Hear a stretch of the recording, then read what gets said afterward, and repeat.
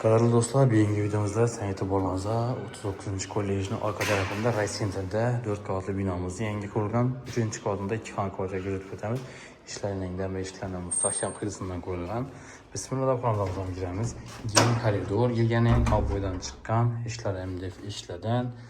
Xonadonimizda olinadigan vajiba hozir televizor, xaladanki konditsioner olinadi, kon vajlari qalalan. Obunachilar bir yandan kuzatib tanishtirib boramiz. O'ng tarafimizda bir de sanuzel qismi bo'ladi. Ishlar MDF ishlardan sanuzellar kuzatib o'tamiz. Bir de hojatxona, yuvishxona ikkisi bir yerda kafel qilingan. Odam bo'li yuqorilari однотонный qilib ko'tdirazlar. Dokumentda muammo yo'q.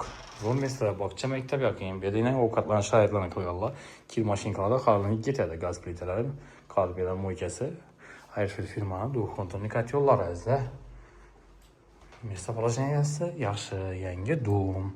Hozir birimiz zal qismi bo'ladi. 3.5 metr bo'ladi. Gilamlar, bir divorlari qoladi, konditsioner yetadi. Havodan chiqib turibdi, aytiga laminatlar yoyilgan. Ba'zida spalni ham bo'lgan xili yinglanib yoyilgan.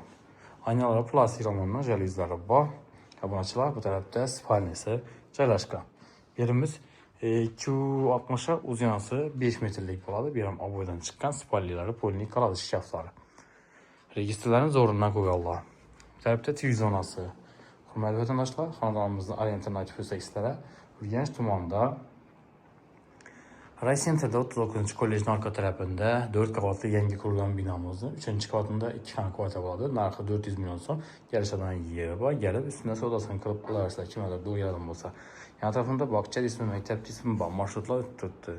Hamma o'ngayli cho'tki mesada. Hozir kimdir do'yasa bemalol murojaat qilishingiz mumkin. Prямо egasi bilan uchrashtiramiz. Hamma sog'lik, salomatlik tilamiz. Keyingi videoda görüşguncha deb qolamiz.